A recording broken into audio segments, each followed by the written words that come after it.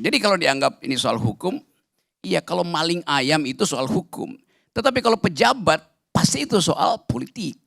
Kan korupsi itu karena seseorang berlimpah kekuasaan, kan itu intinya tuh. Jadi coba kita lihat perlahan-lahan ya. Semacam sinopsis dari perpolitikan kita itu sekarang wacananya adalah Anies bisa mencalonkan diri apa tidak itu. Kalau misalnya Anies tidak dibatalkan, itu artinya Anies punya potensi untuk menangkap Johnny Plate lain nanti. Kira-kira begitu yang terbentuk di dalam pikiran publik. Saya terangkan itu untuk mewakili kecemasan publik terhadap calon-calon presiden yang tidak mau bikin radical break dengan kekuasaan sekarang. Mereka yang punya tesis continuity, bukan yang change. Itu dasarnya. Jadi kalau Anies bilang change adalah hal yang utama, maka banyak yang ketar-ketir. Kan gampangnya begitu kan. Jadi jangan kita sembunyikan sesuatu yang ada dalam kecerdasan publik, lalu kita putar itu, soal ini cuma soal hukum. Ya bukan cuma soal hukum. Dari segi momentum, ini adalah peristiwa politik. Jadi sebetulnya kalau kita bikin semacam algoritma, di belakang kita sebelumnya, ada upaya untuk mencegah Anies diam-diam atau terselubung atau terbuka tuh. Lalu kita mulai menduga bahwa ya kekuasaan memang agak peka kalau seseorang tidak bisa dia pegang sebagai penjamin dari Presiden Jokowi itu. Itu real kita tahu dalam soal itu. Lalu mulai ada upaya Muldoko untuk mengambil alih Demokrat.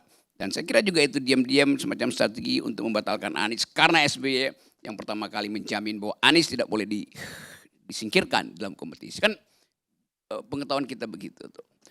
Dan sangat mungkin karena Presiden Jokowi, saya bilang dengan kata yang sangat tepat ya, sangat mungkin, atau pakai bahasa Inggrisnya itu, saya lakukan guesstimation, mengestimasi dengan cara menduga itu sah di dalam logik itu.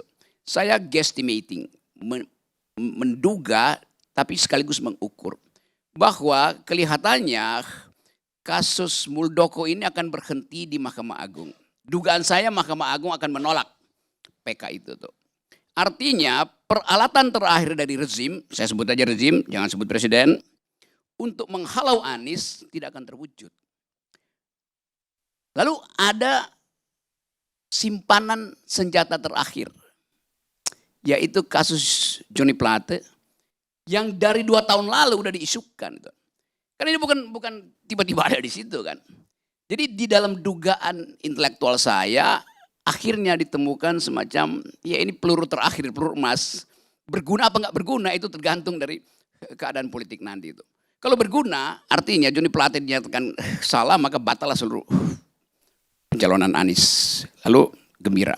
Tetapi kita tahu bahwa Presiden Jokowi selain sebagai orang yang kelihatannya sederhana, tetap dia adalah seorang politisi yang mengukur efektivitas kekuasaannya di ujung masa jabatannya tuh.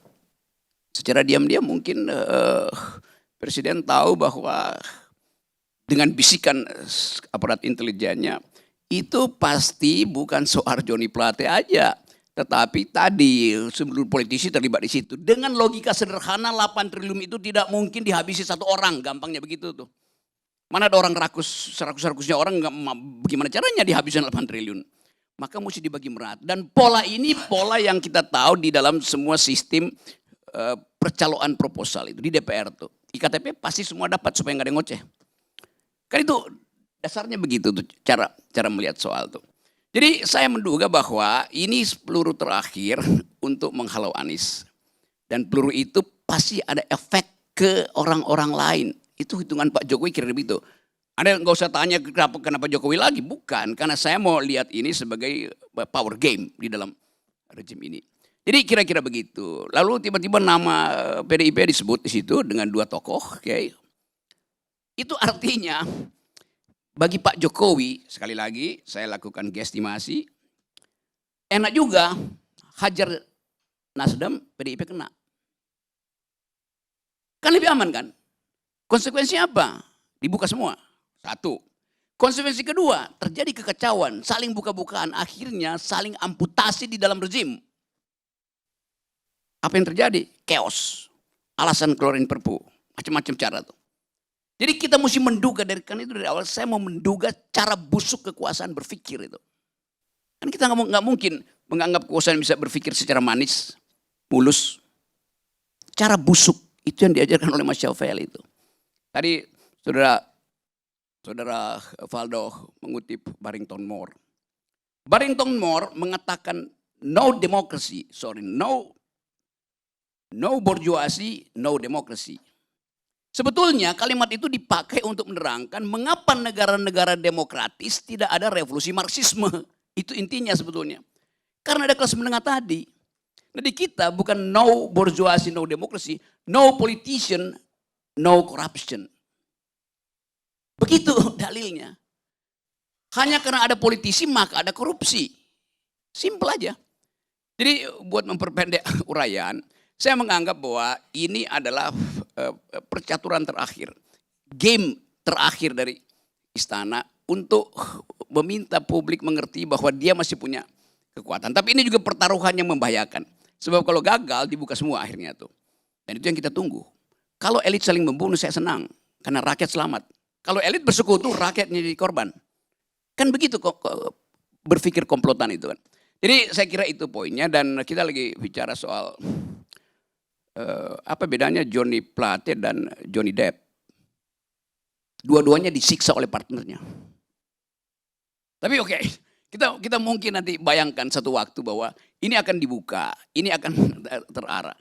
Walaupun orang anggap iya ini 8 triliun apa sih dibandingkan dengan 350 triliun di Departemen Keuangan. Sama kasusnya. Tetapi ini kasus yang punya political tone yang tinggi. Itu bedanya tuh. Di pertaruhan ini adalah pertaruhan peradaban. Mau nggak kita mulai dengan cara yang jujur mengatakan bahwa di dalam korupsi tidak ada satu elemen pun yang tidak terlibat di dalam sistem kekuasaan. Begitu cara berpikirnya. Saya kira dengan cara itu saya masih ingat satu nama. Kita ngomong Johnny Plate, Johnny Depp, satu lagi Johnny Cash. Johnny Cash adalah musisi itu.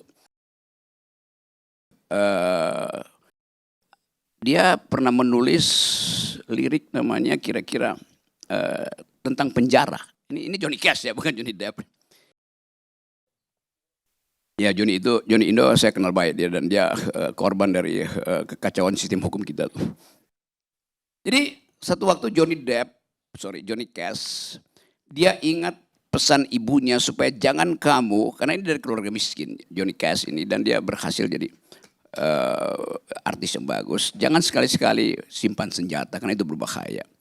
Lalu ke bawah mimpi Johnny Cash ini, dia bilang, ya jangan simpan senjata kata ibu. Tapi saya mau lihat seseorang meninggal, mati itu. Maka dia tembak orang itu. Mungkin ini saya kira dalam imajinasi dia waktu dia bikin lirik. Akhirnya dia di penjara tuh. Dan di penjara dia nulis lagu yang namanya Prison Blues, lagu blues. Yang membayangkan, yang mungkin bagi dia itu diselesaikan lewat ya ritme, lalu dia bertobat segala macam. Tetapi dalam politik, di kita ini, Johnny Plate itu harus kita anggap sebagai format baru dalam politik kita. Yaitu kita menunggu apakah Surya Paloh bisa mengambil alih senjata Johnny Cash. Mau nggak Surya Paloh jadi koboi atau dia menjadi pengemis politik lagi tuan. Itu pertaruhannya. Jadi orang lagi ingin tunggu tontonan berikutnya bahwa Pak Surya Paloh sekali Anda mengatakan Anda akan melawan, jangan sarungkan pistol Anda. Terima kasih.